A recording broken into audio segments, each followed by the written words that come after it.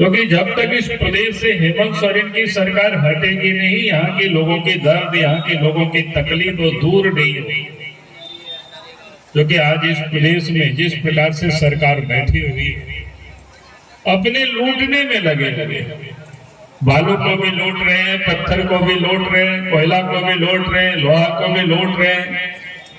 अगर कहीं पर खाली पड़ी जगह जमीन भी मिला तो उसको भी लोग लूट रहे हैं। यानी सरकार दोनों हाथ से लूट रहे और अपनी तिजोरी को भर रहे हैं। और झारखंड की जनता आज भी तकलीफ में है, कष्ट में, लोगों के दर्द, लोगों की तकलीफ को कोई सुनने के लिए तैयार नहीं। हम इस क्षेत्र की, मैं तो लोगों से कहता हूं कि भाई मैं यहाँ के नेता नहीं हूं, यहाँ के तो मैं बेटा हूं। मैं इसलिए इस क्षेत्र की समस्याओं को मैं जानता हूं, समझता हूं, क्योंकि यही हम जन्मे हैं, यही हम पले बढ़े हैं, खेत खलिहानों में पैदल। वो तो फिर उसकी यहाँ बेचते हैं, वो फिर यहाँ से वहां बेचते हैं, तभी तो पैसा आता है, तभी गरीबों के घर में पैसा आता है। लेकिन आज तो वो भी कष्ट हो गया। और इसलिए हमने कहा कि भाई आप इस राज्य में जो फॉरेस्ट से बाहर में जो ढिबरा है उसको चुनने में आप किसी को रोके नहीं। अगर आप उनको रोकते हैं तो फिर हम सब लोग भी आंदोलन करेंगे। और आंदोलन का रास्ता मैंने तीसरी में लोगों को बताया था। हमने तीसरी में कहा था कि भाई आप अगर ऐसी बात नहीं सुन रहे हैं, फॉरेस्ट वाले जोर जबरदस्ती लोगों के ऊपर केस कर रहे हैं, परेशान कर रहे हैं, और व्यवसाय बंद हो गया तो लोगों के लिए कठिनाई पैदा हो गई है, तो हमने मां बहनों से तीसरी में कहा था कि भाई धान सब काट लीजिए आप सब लोग। और धान काटने के बाद और एक दिन ढिबरा लेकर के हम लोग यहाँ से कहाँ चलेंगे? गिरिडीह जाएंगे। आप लोग चलने के लिए तैयार है कि नहीं, ये बताइए पहले। और उनको कहना है कि भाई आप ही खरीदिए, हम लोग वहाँ तीसरी में नहीं बेचेंगे, गांव में नहीं बेचेंगे, मालदा में नहीं बेचेंगे, पीरा में नहीं बेचेंगे। अब डीसी साहब को ही जा करके हम लोग पहुंचा देंगे और पैसा वहीं से वो देगा, भाड़ा भी देगा आने जाने का। ठीक है ना? हम भी रहेंगे, आप लोगों को हम नहीं छोड़ देंगे। भाई ऐसी कैसे चलेगी? ये कैसे लोगों को ये परेशानी है, कैसे लोगों को तंग करते हैं? भाई ये फॉरेस्ट वाले लोग कितनी दादागिरी करते हैं, गुंडागर्दी करते हैं। अब हम लोग के गांव घर तो कहाँ है? फॉरेस्ट क्षेत्र में, जंगल क्षेत्र में, वहां सड़क भी नहीं बनने देते। आप सब लोग देखे होंगे ना, ये बलहारा बादीडीह वाला सड़क, जो बलहारा से बादीडीह पीरा तक जो बनने वाला है, फॉरेस्ट वालों ने उसको रोक करके रख दिया, बनने नहीं देता। कहता है ये फॉरेस्ट की जमीन है। भैया फॉरेस्ट की जमीन है, अगर फॉरेस्ट एरिया में लोग रहते हैं तो कैसे जाएंगे? उनके लिए सड़क होना चाहिए कि नहीं होना चाहिए? बताइए आप सब लोग। तो सड़क ये बनने नहीं देते हैं फॉरेस्ट वाले, तो क्या करना है फॉरेस्ट वालों को? हमने कहा कि भाई उन लोगों को भी इधर आने नहीं देना, घुसने नहीं देना है। वो लोग घुसेंगे तो बताओ कि इधर आपका क्या काम है? कोई काम नहीं है। करना पड़ेगा कि नहीं पड़ेगा? बताइए भाई। अगर हम उनके बाबूजी भी शायद पैदा नहीं हुए थे, उस समय से यहाँ गांव घरों में लोग रहते हैं जंगल में, और आज अगर वहाँ सड़क बन रहा है, देश के प्रधानमंत्री नरेंद्र मोदी जी कहते हैं प्रत्येक गांव तक सड़क जानी चाहिए, तो ये लोग सड़क बनने नहीं देते, परेशान करते हैं।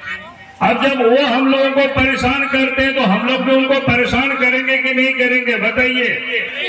उनका सब हगना मुदना बंद कर देना पड़ेगा उनके ऑफिस से। ऐसा थोड़ी काम चलेगा भाई। ये क्या सोच रखे हैं भाई? फिर गांव तक सड़क आएगा कि नहीं? गांव के लोग गाड़ी में बैठ करके जाएंगे कि नहीं? क्या चाहते हैं कि आज भी हम लोग पैदल ले जाएंगे क्या? तो ऐसा तो नहीं होगा।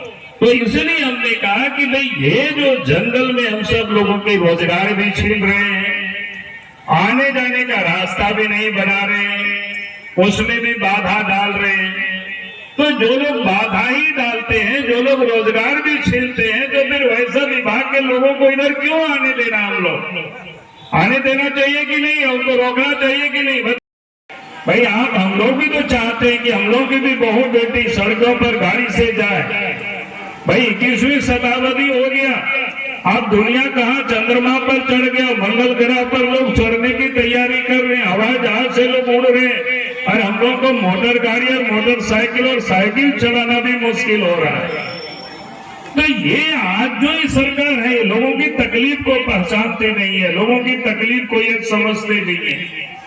आप देखिए, अभी बता रहे थे रविंद्र राय जी, भाई इस देश में गांवों की चिंता किसी ने भी नहीं किया। कांग्रेस पार्टी ने कितना दिनों तक देश में 60 वर्षों तक राज किया, लेकिन इसके बाद भी गांव की चिंता नहीं की, गांव तक कैसे सड़क बने इसकी चिंता नहीं की उन्होंने। लेकिन इस देश में जब अटल बिहारी वाजपेयी जी के नेतृत्व में सरकार बनी, नरेंद्र से जब से हेमंत सोरेन के नेतृत्व में सरकार बनी है, सबका ठप पड़ा हुआ है। और इसलिए मैं आप सब लोगों से यही कहने के लिए आया, आज इस राज्य में जो सरकार है विकास का काम नहीं कर रही है। काम क्या कर रही है? लूटने में लगे हुए, सब कुछ लूट रही है, भालू लूट रही है। और इस राज्य में कानून व्यवस्था इतनी खराब हो गई, चोरी डकैती हत्या अपहरण, बहुत बेटियां भी सुरक्षित नहीं है, छोटे छोटे बच्चों के साथ दुष्कर्म होते उनको हत्या कर दी जाती है, लेकिन आज तक उस हत्यारे को पकड़ नहीं पाती है पुलिस। यहाँ भी आपको याद होगा ने, अभी छठ में छोटे से बच्चे सिरुआ में गायब हुए, हम लोग भी गए थे, उसके बाद उस बच्चे की तो कारण है जो कि इस राज्य में जो पुलिस प्रशासन है, जिसका काम था अपराधियों को पकड़ना, जिसका काम था गुंडा बदमाश को पकड़ करके जेल में डालना, उनको सजा दिलाना, लेकिन आज झारखंड में हेमंत सोरेन की सरकार में उन लोगों को तो उन्होंने वसूली में लगा रखा है, पैसा वसूली करते हैं। और पैसा कहाँ से वसूली करते हैं? खाली ट्रक में अगर जंगल तरफ से आपकी आएगी, गांव तो जंगल में ही है, गोबर ले पहुंचाने जाएंगे, गोबर ले नदी तरफ से आएंगे, कहेगा कि भालू आप ले जा रहे तो इसलिए पकड़ लिया, परेशान करेगा।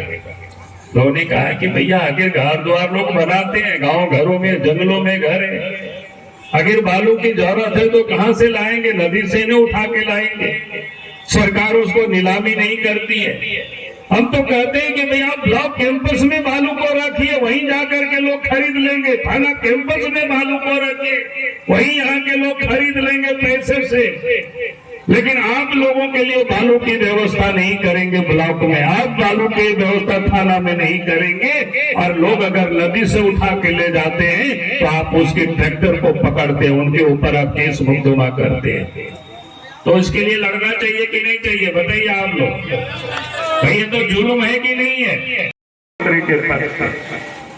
भाई जिसके 10-10 घंटा ईडी उनको बुला करके पूछ रहा है, भाई आप यहाँ सिक्योरिटी नियुक्त थे, प्रेम प्रकाश क्या है कि 47 कैसे मिल गया? मुख्यमंत्री कहते हैं हमें पता नहीं।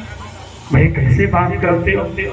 आपको पता नहीं तो जिस दिन ईडी वालों ने छापा मारा है कि 47 मिला, तो आपने उस दिन राज्य के एसपी के ऊपर कार्रवाई नहीं किया, क्यों नहीं किया?